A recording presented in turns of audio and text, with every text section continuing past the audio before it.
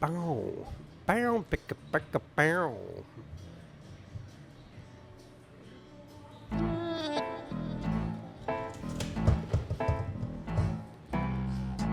Psst.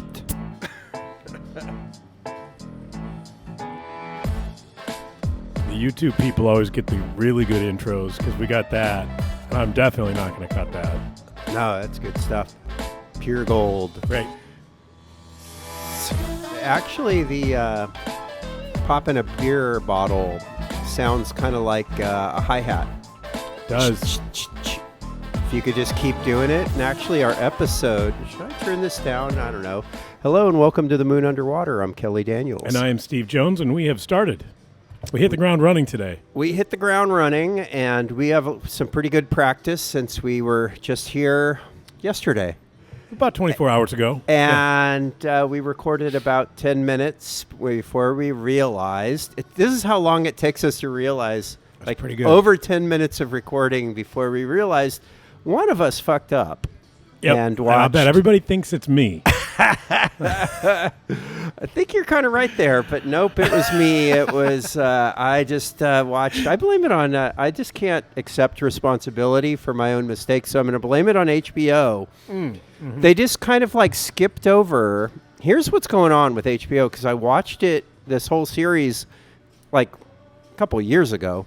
Yeah, when it came out, probably. But when it comes out, when I rewatch it, every one is seen as, is like, already at the end of the episode. Yeah. You know what I mean? You need like a mark all as unseen. Yeah, but I haven't seen that button. They don't have it. And so I just jump right to the closing credits. I just patented that button, by the way. Do it. Mm-hmm. Do it. There we go. We're retiring.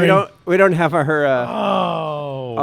bells. We could do it without a bell today. Ding. Ding. Yep. Yeah. Oh, we used to have the electronic one, but so I watched episode 8, and we're actually going to do episode 7. Yep. So here we are. Yes. But this is kind of a better day because the weather matches episode 7 very well. It is a cold and snowy atmosphere. Mostly dead, Chicago. It is pretty dead. Very dead. There's some math in this one, too, I want to kind of get into. Did you do it? I didn't do the math because I just watched about an hour ago, but in my head I was thinking, how does that... I did the math. Well, let's not spoil it, right? Yeah. Let's, and I even have it written down. Nice. Because I couldn't do the math in my head. So, episode 7, it's called Goodbye, My Damaged Home. Yeah. Why it's kind of a lame title. It's just more... Nothing to do with anything? No, most of the titles are not great, but maybe that's because they're not... I get the feeling these TV writers, they don't really think of the episode title as actually being part of the thing. You know what I mean? Because most people don't talk about the... How do they write it? Do they write it all, like the whole season at once, and then you split it up into episodes? Well, they have... I don't know too much about this, but they have somebody called a showrunner who's like the boss, and then they have like a corral of writers, and the showrunner comes up with the overall structure of the whole season, and then assigns episodes to like writing teams of like 2. Okay. And go, okay, you 2, and he goes, then this is the basic plot of episode 1. And what's that? He said he goes. Oh boy. Yeah. You're going to hell for that. Why is it always a guy? Oh, I didn't even catch Wow, that. You didn't catch it when I said it again. I didn't. That was on purpose, folks. I'm saving you there. Yeah, no, she, for sure. Right. And they. They, of course. We should just always say they because then it's just because it's a group effort. It is. So, yeah. Anyway, so the showrunner, this is not how we started yesterday. We started with something very different. Yeah, we don't need to go there. I feel again. like You want to go there? No, one of my thoughts was I was just going to cut the front of that and just make a really awkward jump cut and then just... Like, we'd just be here right now. I have the recording. Me too. So it seems like a good idea. Okay. I don't know. It was the other side of the gender divide or the gender spectrum of Gooners. It's the female version of Gooners. I'll just leave it at that. We should make that a short. We should.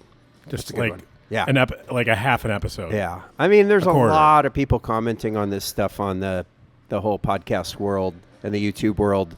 I don't know that we're the best experts at all this stuff. No, that's what makes us the most exciting to follow. We're the best. Yeah, right. We are the best because we're the worst. Right. Yeah, we have no domain over any of this, but we're going to comment anyway. Yeah, Makes perfect sense. regular guys at the bar. Right. Hey, did you hear what the people are doing on the internet? All kinds of crazy stuff.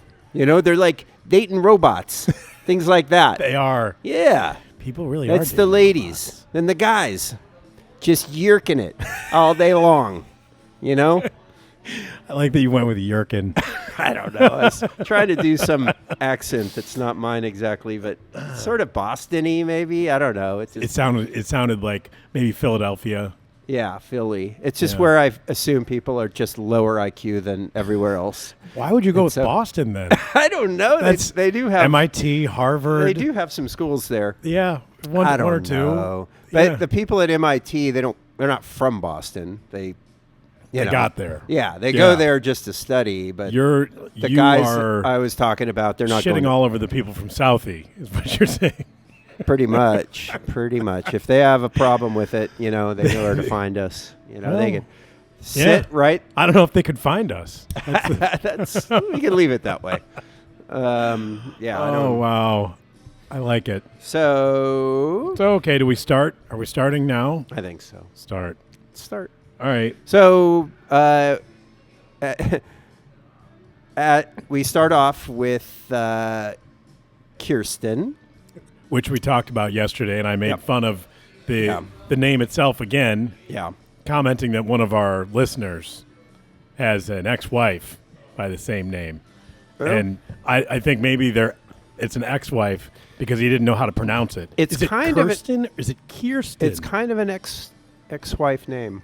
It is. It seems like the kind of name that somebody would get divorced. You are the future ex-Mrs. Somebody. Yeah. Yeah. Kirsten. But here's the thing I liked is that we need to start calling guys named Chris Kiers. Just like a certain percentage of the Chris's out there are just going to become Kiers. Yeah. Yeah. 1%, I would say. I'd say more than one. Because I don't think I don't. Because we'd need to know 100 Chris's to find one Kiers, though. I want it to be more like 50, just so I can. I want to call all the Chris's I know. Kiers. I want to be Kiers. Hey, Kiers. What up? What up, Kiers? So if we had our bells, I'd be dinging away. But dangerous. So Kirsten is lying in the woods, a bunch of dead dudes around her, and then little Kirsten, and they're both dressed the same in little Kirsten's cute little kid outfit where she's wearing her princess dress from King Lear. Right. And a puffy jacket.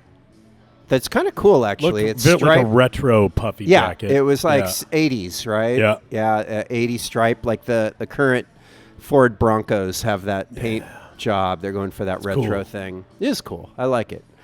And it all takes place in fantasy memory zone, this episode, right? Yeah. Because little Kirsten leads big Kirsten. She goes, "Oh, you're dying." Yeah, she's been shot with poison, which I thought was a little Shakespearean. Poison, some little poisoned arrows on her wrist. Where are all the fucking guns? Well, there's that. I mean, but wait, they're making poison darts, I guess for the sole purpose that she has to pass out and have this dream. So you told me that gunpowder lasts forever, but I've heard from a lot of people, or I've just heard from maybe only one person, or maybe not at all. Maybe I just made this up. Made it up. But no, about the gun people, like, oh, they're taking away our guns. Those people, which you're probably one of them, right? Probably. They say, oh, they're making it harder to buy ammo because ammo goes bad after like a couple of years. You can't, and you have. And I've heard somebody say, oh yeah, somebody who's an AR-15 shooter, probably you, and he goes, oh no, you have to take those to the range because your bullets are going to be their costs a lot of money, and they go bad. Yeah. No, I don't have an AR. But so I feel like maybe we're just trying to rescue the plot from another little reality check. Yeah, but she has to pass out and have this dream, so she's got to be poisoned. Well, if she just got shot, she'd just be dead, and then that would be that. I know. That would it would make it a lot more interesting. If she was just dead? Yeah, how are they going to bring her back? Oh, bringing her back to life. Yep. Yeah, interesting, but not. Okay, so there's a ghost element to this. She's poisoned, and the black poison is kind of going up her veins. That's pretty cool.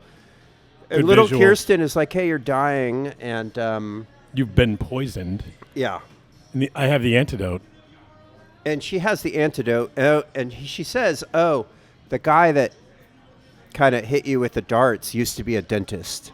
And that was just sort of like, okay, so dentists just have, like, blood poisoning stuff, maybe. They know how to poison your blood. And antidotes. In a little kind of tube. You know, maybe it would have been better if he was, like, a chemist. Yeah. Like that, maybe a little more believable. He was an anesthesiologist. Oh, well, that makes sense. I just sort of like that he was a dentist because the bandana guys are basically they're the guys nowadays that ride Harleys around and dress in pirate outfits. Yeah, and those guys are pretty much all dentists, right? They are. And so I feel like that's what that's really talking about. They're all on meth. They have no teeth. They need him to maintain what's there. The nubs. Every one of these groups has at least one dentist. You have to. Yeah. Yeah. It's a great idea, and it's really nice that the script writers thought of that. It's very clever. Yeah. How it all fits. Yeah, that way the meth heads don't have fucked up teeth, see? Yeah. Because that's what the red bandanas were, the meth heads. Yeah. Makes totally. sense. And their teeth look too good. They did. Now we know why. Yeah. And like cleanly, also he would know how to poison people because you do that every day at the dentist's office. You're poisoning everyone. I know the one thing they do. They were always getting caught doing this. They would put their people under and then like play with their titties and stuff like that. Put their balls in your mouth. You're kind of like also, got that gag thing with your mouth open. Like, every time I go, my throat too. That's weird. I don't. Yeah, so salty. I just assume that happens anytime I've gone under, and then you don't have like a bad surprise. You're like when you find a pube in your teeth, and they're like, that's just the new floss we use. I'm like, yeah, right. And but whatever. There was no even harm, a no foul. Seinfeld on the subject. What's that? There was even a Seinfeld on the same subject. Of course there was. Really? Yeah. About what the dentist does to you while you're out, and it was that he was like hooking up with the nurse. Yeah. Was the Oh, they were just making out. Yeah. Anyway. There was somebody who recorded colonoscopy doctors while he was out, and they were like talking shit about the guy. Go, this guy, man, he's such a... And I think it was like, man, at least he could wipe his butt before coming here, like stuff like that. No. But also the guy was like he was obviously a nightmare patient. Oh. And he sued them, and now there's like all the colonoscopy places have like little. You cannot record. Yeah. Yeah. But I think they're allowed to talk shit. They didn't hurt him. They didn't do an extra kind of like talk shit. By the way, that's got a whole new meaning. I know. It was a pun, but it wasn't intentional. What would they do? They could do like, let's use the extra wide camera for this guy. Yeah. We're a little low on lube. Too bad. Yeah. Oh right. Yeah. Yeah. All right. So Kirsten is led. It's very. She trips balls. She trips balls, and she's walking through the forest, and then they come to a doorway. They do in the forest that doesn't have a wall beside it and doesn't go anywhere, but it is obviously very through the looking glass, very Alice in Wonderland. Lion, the Witch, in the Wardrobe. Yeah, this is going to go to the past. Yeah. And we're going somewhere else, but yes, the past. It ends up just being. It's kind of a fancy way to say we're going to do the backstory of what happened over 3 months at the apartment. In the apartment. From Kirsten gets there, the two brothers are trying to figure things out, and I have a question about if they're really brothers. Oh, really? Why? Because they don't look. There was something that Jeevan said. Ah. He said, "My sister is dead." Yeah, I heard that too. I took it to be just a. I didn't figure it meant that Frank's sister, but I don't know. I just thought it was just a way to make the point that he and Frank both had, because Frank said, hey, her father, she's trying to slowly figure out that her parents are dead. And he goes, yeah, I'm doing the same thing. I'm trying to figure out that my sister is dead, but it's kind of also a way to say that, bro, your sister is also dead. All right. And so but yeah, it could be a. All right, so backing up, we're led back into the past in the apartment when they show up. Yeah. So we see Frank now, and we learn something that we have not known before. He's got some white powdery substance after he gets the phone call from downstairs saying that his brother and his niece were there. Yeah, and he was also talking on the phone to his sister. And he's like, no, I don't want him to come here. And she's like, no, you gotta let him go up there. And of course, Frank would have just died because he would have had no food. Right. So it wasn't like he was just doing Jeevan a favor. And but the he sister didn't really of want him there. Yeah. And then he hides his drugs, which I thought was cocaine because it was white powder. Well, he threw something into the sink and washed it down. I felt like that was like acting a little hasty. If I was a drug dealer and my brother was coming by, you wouldn't automatically assume you're going to be cooped up together for 3 months. I would just hide it. He was a drug dealer? Huh? He was a drug dealer? No. Oh, you said dealer. Did I say dealer? I think so. Oh, I didn't mean that. I just meant if I was a drug user, a drug addict. Yeah. Yeah, that's what I meant. You don't get rid of it. No, you stash it. Of course. And just wait till the guy goes and go, hey, you better go home now. I'm not going to dump all my alcohol when this happens. Hello? That was a lot of heroin. And I would think that he would be really concerned about keeping it, right? Yeah. Yeah. Where are you going to score it otherwise after the plane crashes into the Ferris wheel? I mean, you could probably go find your dealer pretty easily at that point. I don't know if you're immune. How bad do you want the heroin? The dealer is going to be dead soon, so you can go, get But are it you for free. immune, or can you still get sick, but you just didn't? Are all these people the immune people, or did they just somehow not get infected? That's what I want to know. I feel like they're immune because there wasn't really a lot. They weren't particularly isolated. Frank was, but Jeevan was in a movie theater packed, elbow to elbow with a few hundred people. Right. And then he's in the subway. Yeah. Elbow to elbow with a lot of people. So. No, I think they're just 1 out of 1,000. That's the number. Are immune, I think. So, okay, then let's talk about how many people in Chicago, because that's the math I did. All right, let's do the math. All right. How many people are in Chicago? I didn't look it up. Let's call it 3 million. Okay. That would leave 3,000 people alive in Chicago. Okay. Which seems like a lot. Yeah. I'm overlooking the fact that 2.7 million are dead. It's an awfully large city for 3,000 people. I mean, I know. Think of the housing. No more housing. But 3 of them are in one place. Yeah.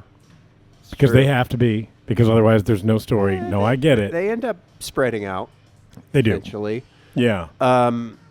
Yeah, that's a lot of.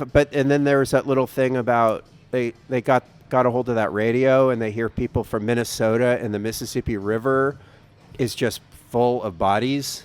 Oh. And they're like, oh, don't come up here. It's not safe. There's like so many bodies. They're just like they're clogged the Mississippi River, so the water couldn't get through. You didn't catch that? I did not. It was that when they had that little two-way radio. It was on. Okay, I was wondering kind of toward the end. Radio or TV, because they were like the TV doesn't work. Yeah. The networks are done. It was like a little radio thing, and then Jeevan's kind of looking stricken, and Frank's like, "It's just math." It's just math. when 999 out of 1,000 people on the planet die, there's going to be a lot of bodies Yeah. sitting around. And so, yeah, they're all right. Yeah. So what do you want to talk about? We're stuck in the apartment for So what we have is a few months. Kiki is like a older Kirsten as sort of a ghost. And it's going into the Christmas season. And, it struck me. I was like, oh, okay, it's Ghost of Christmas Past. Yeah, there was a ghost. And also, Frank is a ghostwriter professionally. Nice. And I thought, oh, that's kind of cool. cool. He is kind of ghostly. And also, being a ghostwriter, a ghostwriter is somebody who probably would, their real passion is something else. Like, nobody... You don't want to be a ghostwriter. No, you want to be a novelist, right. and if you don't quite, or a journalist. And which is what he wanted to be. He was a journalist, but then he got too traumatized by... Getting almost blown up. Yeah. He got blown up. Shrapnel. Yeah. A little shrapnel in the hip. That scares anybody off of being a journalist, And so he stopped. He became a shut-in, and he's working on the ghost. And he's writing that stupid...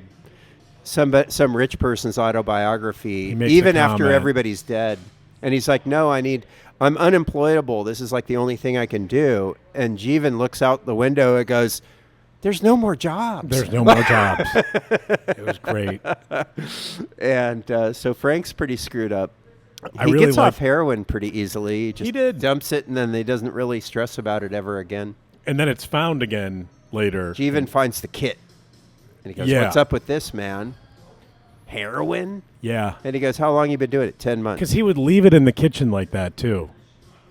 Yeah. Again. Just forgot about it. It would make more sense. Like, oh, yeah, get that out of the sock drawer in my room. And, rather than, oh, here in the kitchen is the heroin kit. It's like forgetting to put your cum sock in the laundry before the wife gets home. You don't. Oh, gross. Yeah. Oh, man. All right. Boys are swimming with all of your clean clothes. That's just terrifying. You don't want to think about it. It's just how life is, man. I really don't. How life is. Well, so what we're doing in this episode is they're counting down to a play. Yeah. And it's like 70 days to the play. Yeah. And at one point... it jumps around a little. It does. It's not. At first, I thought it was like just back in time or something like that. But no, it kind of jumps. It goes forward back and forth. Yeah.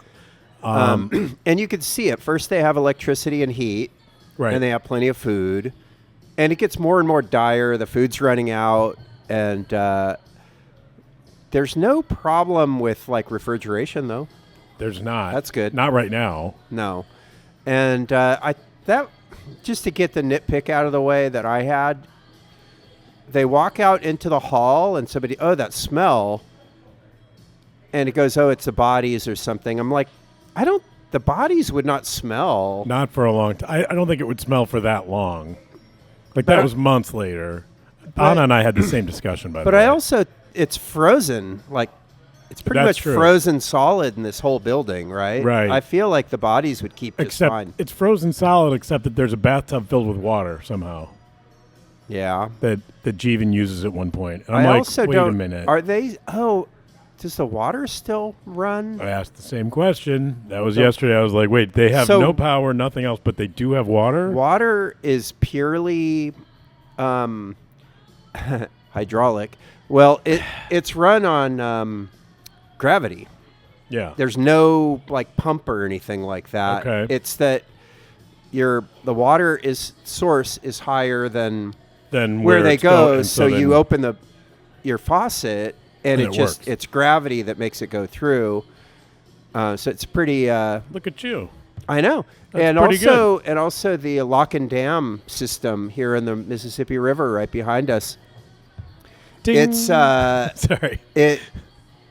It's really kind of a trip going through one of those locks. It's cool. The water rises or lowers to, match whatever pool you're supposed. Anyway, it's like steps. But the door that opens and closes is like a little electric motor, but everything else is just gravity. No way. Yeah, there's no pump or anything like that Oh, that shit. moves I the didn't know water that. from place to place. So, anyway, It's really cool. It to is see cool. the lock and dam setup is cool. what Unless you're going to or from Rock Island in your car, in which case it really sucks. yeah, or if you just really want to get somewhere and you're in Yeah. a boat because it Yeah. takes forever. Yeah. All right. All right. So, let's see. Yeah.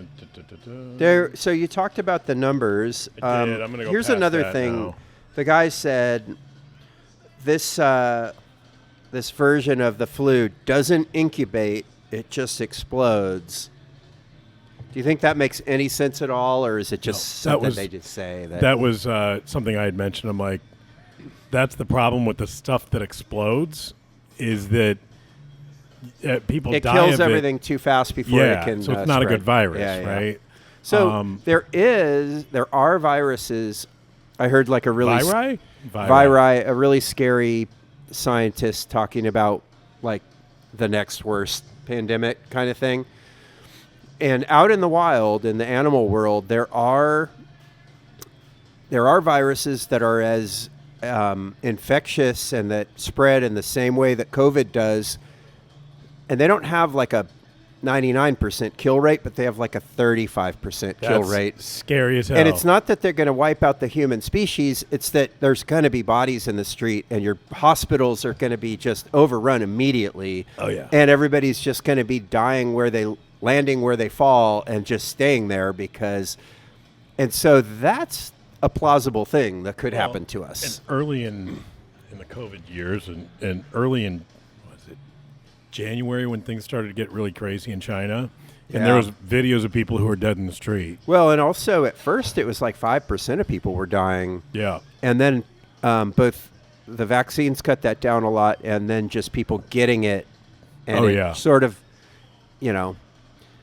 so, and it came, I don't know what the percentage was in the end, but it was not 35%. That's for sure. No, I think it was like a bad flu. Yeah. Good times. Yeah. Good times. Yeah, glad that shit's over. Okay, so I at one figure point if Frank there's was going to be a talking to- pandemic, like either just really do the job and knock us into Shakespeare time, Oh no. or just don't do it. oh. Like, Yeah. Oh, you don't want to go to Shakespeare time? No, I'm good. So I you don't my modern amenities. Yes, you would have been good in like staying in the Museum of Civilization where they have. Are you kidding? I'm yeah. like signing up for the spot. Like, hey, Yeah. if somebody dies and you guys are looking, Yeah. I'm in. You don't mind a little bit of authoritarianism and you got to quarantine and. Hey, look, to have electricity and air conditioning, yeah, I'm in. Yeah. Like, I don't, like, there's, Very tempting. it really is. And the way that, what I noticed about watching episode 8 and then watching episode 7? It was Memento for you. No, they're totally different. They're like not the same at all. I would imagine that's true, yes. Like, and I was just imagining us talking about like recording the episode last, so but we're funny. talking about different episodes because You're there's. like, what are you here's how it talking goes. about? Like when one of them ends, that's where the other one starts. It's true. Like almost nothing to say. right. So I have lots of things to say about the Museum of Civilization, but it's not this episode. No, it's not. So can't talk about it. No, you can't. All Oh, right. it's great. So we'll go back. So Frank at one point is talking to Kirsten about Jeevan, and he told a story about how Jeevan brought home a baby bird once. Yeah. And that, It had a broken neck. had a broken neck, Yeah. and he wanted to know what to do with it. And I thought, is that Kiki? Yeah, she's the broken neck. He says he's a terrible babysitter, Yeah. and I'm a shut-in.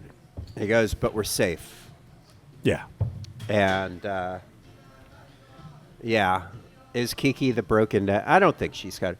Kiki was the ray of sunshine when she sings Noel. She had this really beautiful She was great. child actor voice. I mean, Yeah. and it was very touching. I never thought that song was such a banger, but in She the right nailed it. circumstance, yeah. Yeah. And I actually found myself wondering just what religion Jeevan and Frank are. I didn't get the feeling, not to jump to conclusions, that they were Christian, but on the other hand, I don't think they cared. I don't think so. Yeah.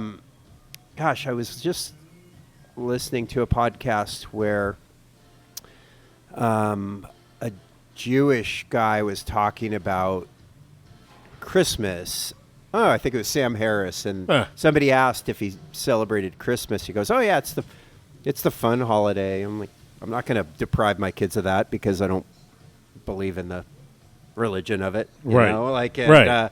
It was, and I was just thinking, oh, okay, yeah, that makes sense. That checks out. Yeah. Yeah. Well, good for you. Yeah. Yeah. Okay. Christmas is feeling very universal at this point. Yeah. And I'm good with that. It doesn't, everybody kind of put the Christ back in Christmas and stuff, but it's also like, maybe not. Maybe just make it a buying stuff. Good for the economy. Right. Kids get to get stuff, and maybe a little bit of goodwill among men and all that kind of stuff. And women. And them. And I'm going to decide to pick up Diwali with the food and everything. What? Diwali, Indian holiday. Oh. And because I've been in India following Mr. Multiculturalism and here, man. On that, like, holiday weekend or whatever. Yeah.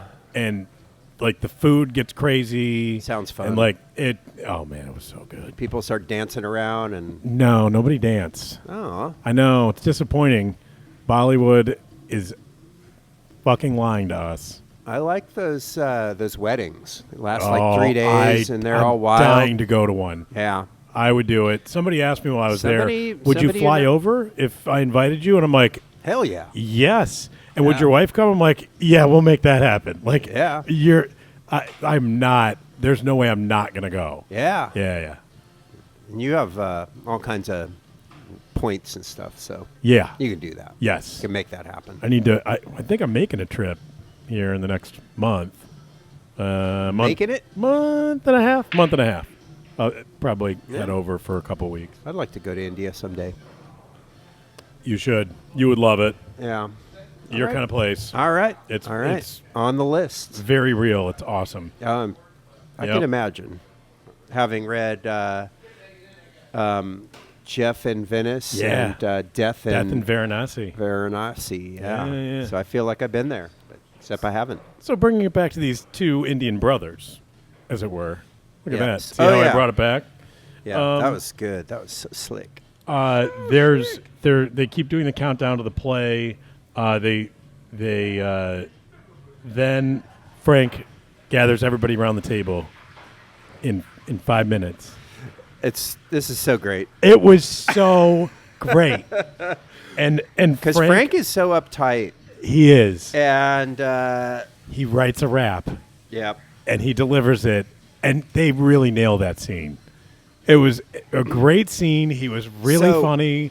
He's listening to a recorded, like, a journalist. Like, it's a recording of the guy who he's ghostwriting for.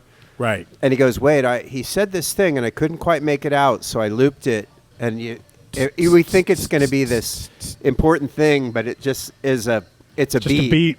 And then he starts rapping, and then Kirsten starts dancing, and then Jeevan finally gets into the spirit. Jeevan was kind of pissed at first. But it becomes great. And so here's the thing. It started out lighthearted, and it got more serious, like the rap itself. If you listen to it. It was a great rap. But it started with, like, it was sort of playful and being, it was silly, and like, and by the end it was like, holy shit, he's really good. He was super good. He was great. I feel like the actor was just a good rapper, and then they were just like, oh, let's throw a rap in there. We got to take advantage. It was so cool. Yeah, I like that.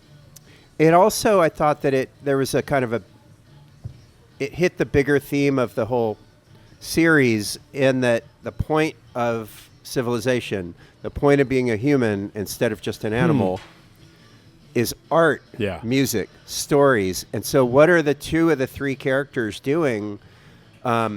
Kirsten's writing a play. Yep.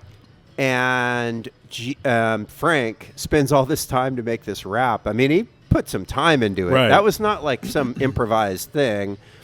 And then Jeevan later is going crazy. He's going crazy, but he's like, oh, they've got a thing. Like Frank and Kirsten have a thing together.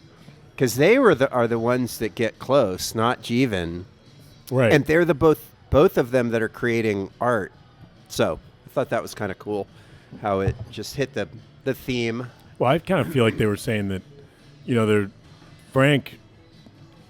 Jeevan didn't have any sort of outlet, and that's what made him crazy. That makes sense. He doesn't have it, and he's talking to somebody who's dead. Yeah, he's talking to his sister who's dead. Yeah. And often, I might add. Yeah. That's a really good point, that he's the one without the outlet. And if you can universalize it. I can. If we don't have something to be creative, we're just going to go crazy. Or is it worth living, right? Like, yeah. Because Jeevan thinks about it. Well, Jeevan about steps out of the He does, window. the neighbors. Yeah, he goes to the window. So he cuts the door open, and Frank, I'm going outside. Frank. And so he cuts the door open, and he goes out, goes to the neighbor, and that's where they notice the smell. And he let's see, there's a broken window. Yeah. Didn't catch how you break that, but I chalked it up to, there's a plane crash there, so debris or something. I felt like the person who lived there committed suicide. Okay. But those windows don't open because you can't have windows opening when it's 40 stories up. Right. And there's no balcony. So I think they threw a chair out the window so that they could jump out and commit suicide. That's Fair. what I thought. Okay. That would have been good if they'd shown the table and there was missing chairs. Oh, there it is. Yeah. Or now we're getting really nitpicky. They show the body right. splattered on the ground. There it is. Yeah.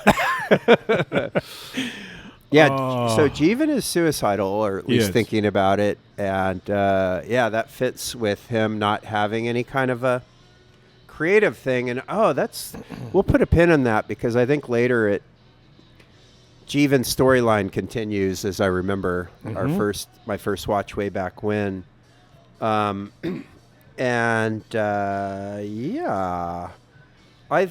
we have another play within a play.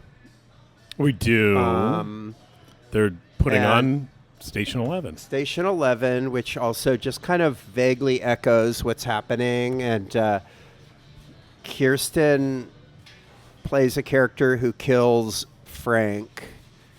And then Frank is dying. And then Jeevan's supposed to say a line. He's supposed to say goodbye. And he refuses to say the line. Say your line. And then he won't do it. And then the bad guy comes in. First a cat. The cat walks in, which is Jeevan's cat, I think. And it's been gone. Right. And then the cat walks in. And then the kind of the rednecky guy who, I assume he's kind of one of those meth heads or something. Right. And he comes in and there's a fight. Oh, he says, I live here now. Yeah. Jeevan says, you live here now. And Frank goes, no, you don't. I live here. Yeah, but Frank didn't want to leave ever. And he was already getting the two of them. And he also said to Jeevan, he goes, hey, you can't take care of both of us. It's you two have got to go. And I'm staying. Mm-hmm. I think that's kind of bullshit. I think that the three of them could have made it. It wasn't, you know what I mean? Right. I mean, later, I know that we've already seen some little scenes of Jeevan's shooting full deer and stuff, and they've got them all hanging out outside. Right. There's plenty of food. When everybody's dead, there's a lot of game around and stuff like that. Right. But that's, I guess Frank just had to go. Somebody has to die in this movie or this show. And then the guy comes in, and then there's a fight. He stabs Frank, and then Jeevan beats his head in with a baton. With a baton, yeah. So, all right. Pretty brutal. I'm going to make a comment. Yeah, I didn't look it up, and I probably should have. But my understanding was that due to the way that the British ruled India, there was a lot of beatings like that, and a similar kind of baton. Yeah. So this is racial reckoning stuff. Well, no, I think that's still common today, but by like police. Yeah. I don't know for sure. Huh. So interesting. I'm gonna say I don't know, but it felt very. I was like, okay, like yep, and it was good. Where do you get the baton? Where do you get a baton? I thought he got I it. want one. I thought he got it from the guy, but then there's no real evidence for that. But the guy. Still, where did that guy get it? I'd like to know. Like, where is the nearest baton store? I feel like if you just go to like a knife shop or something. Not that. Where's that? You know where you get them? Truck stop. Go into a truck stop, walk around. There's going to be a whole like case full of like expandable nightstick, hunting knives, and then for hunting deer, the expandable nightstick. There are going to be all kinds of that stuff. Right. Those guys, like kind of brass knuckles. Brass knuckles for hunting. Yeah, they're going to have all that. So I feel like that guy could have scored that. Okay. He seemed. So I don't know. I mean, he seemed resourceful, but not resourceful enough to get a fucking gun. You know what? I I have a meat tenderizer in my kitchen, and it's a steel hammer, and I also have a hammer. I have a framing hammer. Whoa! It would like I don't really use it much, but only when I'm framing. I did some framing before in my life. Nowadays I use all pneumatic guns, but it's basically a large. We've talked about pneumatic on this. Yeah, we have. Before. We have. In relation to what did we talk about pneumatic? It was shit. We were talking about Aldous hydraulics Huxley. earlier. It was Aldous Huxley's Brave New World. Oh yeah, pneumatic was. Yes. She's looking pneumatic. It means what was her name? Hot, but also like curvy. I think is what they meant. Like she had nice tits. Really is what what pneumatic is. Yeah. What was her name? I don't remember. It was a while ago. Easy to look up, but we're not going to do it. Yeah. Our listeners, not worth it. Listeners can phone in. Yeah. Tell us. Yeah. Call us. Yeah. You do know the where Reddit. to find us. Yeah. Find us on Reddit and go. Oh, those guys didn't even know that the name of the, I'm going to think character of it was before the end of this. Oh, okay. Good. All right. Now I'm going to be distracted. Joan Jett's "I Love Rock and Roll." I know there's been so many bangers on. Yeah, it's so good. Yeah. Okay. This feels a little like The Stand. Oh Did you read it? Oh yeah. Okay. I read it when I was. I saw the one with Molly Ringwald. I love series. I love the book. Did you watch the series? No. I mean, I thought it was good. I have no idea if it was true to the book. I've read a lot of Stephen King. I was watching the book. That. I was watching the book, just staring at it. Staring. It didn't do much. Yeah. I was reading the book, and I was in high school, and I had an English class, and there was like a period where we would just read from a novel, like just something that we brought in from outside. That was just free reading. Oh, and I was reading that. I was a big reader, and the teacher wouldn't give me credit because she said it was filth. No. Yeah. Stephen King wasn't acceptable to her. Oh, yeah. If I remembered her name, I would say it here, and I would dox her. And seriously? She's probably dead. Good. All the more reason to do all of that. I know. It was like, what the hell? You're an English teacher, and you're discouraging one of the few kids in class that really especially a stoner like me. It was like a complete screw up. The one thing I liked was reading. And then because the book, the very popular and kind of a badass book, The Stand was great. I don't even know why she called it filth. Like, it's not like it's porn or anything like that. It just weird. It was Maybe she thought it was. I don't know. I think maybe she just imagined we would all be reading literature or something. The Scarlet Letter, which is kind of filthy in its own way. I didn't like it. I had to read it in high school. Boring. Yeah. Oh, that's crazy. Don't do better, you English teachers out there. Yeah. I used to read books in other books. Yeah. Because I would not want to be in whatever class I was in. Read books in particular other books. Spanish. It's kind of like the play within the play. It is. Yeah. I don't read. No, I don't read Shakespeare, but I only read the plays within the plays. Of Shakespeare. Right. I mean, why? Because they're very short. They're very meta. And they're very short. By the way, we were talking about Rosencrantz and Guildenstern are dead, right? Yep. the author of that great play just died. I mean, it'll be a few weeks when this comes out, but just a couple days ago, Tom Stoppard died at 88. One of my favorites. One of my favorites. Man. Yeah. Good old Tom Stoppard. Ding. Okay, you back me up from where we were just talking. Pardon. I'm only a beer and a half in, and I'm trying to. All right. I'm trying to go back to what you were just saying. I don't know. I had something to add. What was I saying? What was I just saying? I don't remember. All right. Well, it was pneumatic is what Oh, God. kind of threw us it's off. well beyond right? that. Yeah. Yeah. Well, it's just another rabbit hole we don't need to go down. So we'll continue. So Frank walking through the hallway to the neighbors. Did you catch this? He's got sort of a spaceman walk to him. I didn't catch this. He's got like sort of lumbering, and he's got all these clothes on. Yeah. And he looks a little spacemanish. And That's I said awesome. it to Anna, and she's like, "Oh, totally." She's Yeah. like, "Yeah, he's walking really weird." Yeah. And he goes back and forth that way.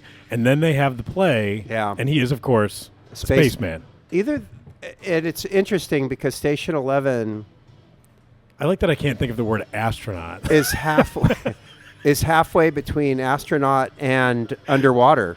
Yeah. Because the undersea is the, It's the Ute. yeah. Right? That's as portrayed by Kiki, Yeah. young Kiki in this case. Yeah. Yeah, that's cool. We just he is. He's and I was like, maybe that's not on purpose. And then in the next scene, he's got the helmet on. I'm like, they did it on purpose, and that's pretty cool. At least that's the way I saw it. So that's great. Yeah. So they have the old Kiki says to young Kiki, leave the day before the play. Yeah. But the problem with that is that it doesn't work. Okay. Right? She can't. It's already happened. Time just My really is linear. It My seems, favorite was my wife. Wait, why does he say that? I'm like, what? That's the fucking point, right? She's like, no, but like, what is going to happen? I'm like, Anna, no, that's what we have to wait for. Yeah. She's like, yeah, but why? She's adorable. Yeah. She's literal. She's very literal. She's like, well, now that I've heard that, I want to know. You have to wait. You can't go back in a fantasy kind of way and change the past. It'd be great if you could. You can't. But I you love can't. that, and I love that as a story, like as a point in the story where it's, hey, you got to do this because she's having these conversations with herself. Yeah. Right. Yep. And she thinks that she's disappearing. That's right. If I can maintain myself from singing this song, by the way. Yeah. What's that? This is Dire Straits. Yeah, it is. This is Sultans of Swing. Sultans of Swing, and what a song! Swing. You said swing. Sultans of Swing. It is a great song. Yeah, they're playing good music. Good music, and there was good music in this episode. At least there was. At least Noel, and the rap. Yeah. A couple of great songs, and so I feel like this whole episode is kind of neatly written, and kind of almost has a short story vibe that it has its own point. And what it is old Kirsten going back to young Kirsten to. It's going to sound really cheesy, and cheese it up. She's got to forgive herself, and she's does. learning, and she's trying to tell her leave early, but you can't do that. You can't change the past, but you can. And then old Kirsten is telling young Kirsten after she's like, I shouldn't have done the play because it's not your fault. Right. It's not, because it's not. 'Cause Like, it's not. I mean, the Right. guy came in and killed Well, Frank, and Frank was They didn't lock the door. They didn't lock the door, and also Frank wasn't. But so now Didn't want to go anyway, and I think that's part of it. Is that Frank was kind of like ready. Frank was ready to punch out. Yeah, he had he wanted to find his own excuse to do it, and so then at the very end, at the very beginning, young Kirsten says, "I didn't get to say goodbye to anybody," Because what would you do if you could go back? She goes, I'd say goodbye to Arthur. Say goodbye. And she goes, I didn't get to say goodbye to anybody. And then the very end of this one, she says goodbye to Frank. She's old. Kirsten is there now in the bedroom with Frank. And he's a skeleton. And all the, kind of plants are growing in the room. And she's like, I guess it's time to go back. And goes, bye, Frank, or something like that. Okay. And I didn't catch that. Yeah. All right. And so that's the full circle, kind of dealing with her trauma, if you want to put it that way. Yeah. And I was going to say, Dr. Daniels is here. Different doctor than the English PhD. You know what? If I were in this kind of Station 11 sort of world, and somebody's like, "Is there a doctor?" I'd be like, "Yeah, I'll set that fucking bone." Yeah. Like nobody else is gonna do it. No problem. Yeah, I like that. So yeah. All right. So the play is the three of them. We are watching, and it's interesting the way it unfolds. She's had lots of time to work on the costumes. She's, put together the astronaut helmet, not spaceman. She has, she's gotten everybody ready. They've got their lines, and they're walking through the play, and she walks up to Frank and takes a fake knife and slits his throat. Yeah. And he's got a ribbon. It's cool. It's great. It looked good. Yeah. And like it reminded me of whenever you see like TV shows where they overproduce kids play like for a school. You're like, no play has ever looked like that. Yeah. That's what that reminded me of. But I'm like, I don't care. Yeah. She's had all the time in the world. That's all she's doing. Yeah. They I they'll come up believed with that. She could come up with those helmets and the helmets, and I thought the blood, the ribbon. Well, that's also a callback to the movie version of Rosencrantz and Guildenstern are Dead, and they do the play within the play in Hamlet, but you get to see the actors rehearsing the play within the play in Rosencrantz and Guildenstern are Dead, and they try a bunch of different versions of it, and one of them they do like the killing of the end of Hamlet. Everybody gets killed basically. Right. And they play that scene, and they are sword fighting, but without swords, but just miming it. And then somebody in the background is hitting two swords together to make it sound like it. And one of them stabs Claudius through the throat, like Hamlet stabs without a sword at all. And then and then the guy's like choking. It looks really good. And then he pulls the sword away, and of course there's no sword at all, but then his scarf is pulled out instead, and it looks like cool. It's badass. And you realize, that was special effects in the 1700s, you know, and so. Well, and that's what she does, a little of that, and that's when the stranger comes in. Frank refuses to leave. Guy stabs him. The fight ensues. Jeevan beats his ass and kills him. Yeah. And then they're off. Kiki has her little school backpack. It's very touching. She's got like little keychains hanging from the backpack zipper. Yeah. It was just a little touch that makes you realize, this is just a little kid. And she's off, and she grabs a knife. The knife that she grabs the knife. Yeah, that's what I was going to say. That kills Frank, and she takes it with her. And that's the knife that is used to stab Tyler/David. Ooh, it's a big knife, man. It is. That is a terrifying knife. Yeah. Not nice. But no. She's so now we also know we got a lot in this episode. We got a lot of backstory on Frank. I mean, Frank's a character that isn't super important to the overall thing, but they gave a lot of characterization of him.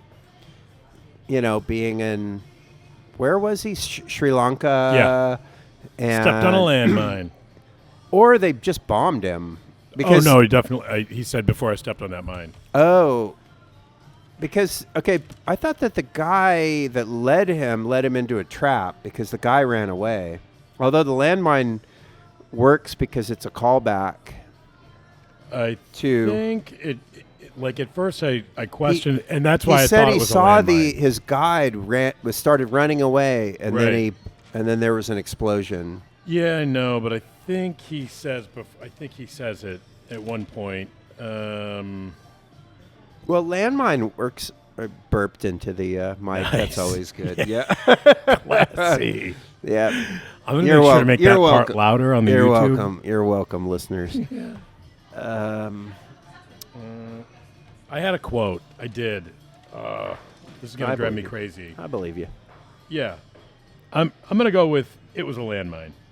But also it kind of it connects with the landmine theme. Right. From the other episode. Yeah, the other. Yeah. And that's maybe why I'm talking myself into this. Okay. One last question. He goes to the neighbor's place. And I know I'm backing up. He goes to the neighbor's place, and there is sheet music on a piano. Okay. Yeah. Did you catch what was written on the sheet music? It said it's impossible. And so, of course, I'm asking, what's impossible? To play that song. Okay. I think it's what I understood it to be was like crazy difficult piano music. Me too. And that the person who was practicing it and then just wrote that because it was too hard. And then they jumped out the window. I like to think not because of that, but maybe. They had an outlet, but they weren't. It wasn't. Oh, I like that a lot. Yep, I'm going with that. Look at me. I got an A today. You did. You had a bunch of. I think your wife actually fed you all these lines. And she did. Yeah. Yeah. She's a professor. She did. She did not. Did she? She didn't. No. No. Nice job, man. I was like, what is that? It's impossible. Yeah. And it's the making art that is, I don't know, not coming up. I feel like the point of making art, kind of reducing it to a little for other lesson. People. Well, no, the point of making art is to make something that you can make that is just a story, that is a song. All right. But this kind of like super complicated music that only the most incredible like phenom in the world can even play.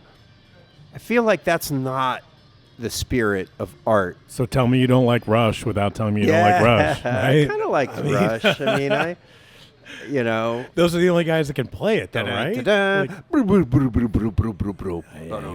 that's good stuff, man. Yeah. I think that people can play that. You have to be good, but it's not impossible.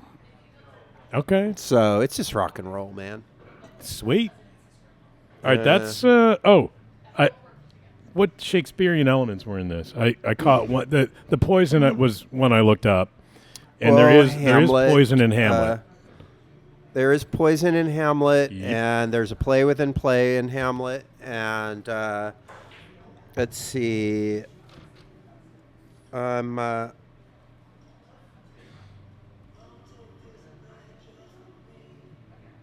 Oh yeah, and there's something else about Hamlet in that Jeevan says about Frank, when he's talking to his dead sister, goes, "Oh, I'm trying to talk Frank into going. Maybe Kirsten can convince him through her play." Right. That's exactly the reason why Hamlet hired the players, he hired the players to do the play to get some reaction. Okay. So it was this idea that you use art to not just entertain yourself, but to influence. Yeah. And so I felt like that was very like Shakespearean and very Hamlet-like. Very nice. Yeah. I didn't catch it because I still haven't read You killed it this time, man. Nice job. Nice job, buddy. I watched the right episode. Yeah. That helps. For starters. It really helps. That's what I found out about That's how I'm gonna splice in the beginning to the end. Okay. And then it'll be like, wait, what? All right. Thanks, everybody. Thanks. Heaven's Stone.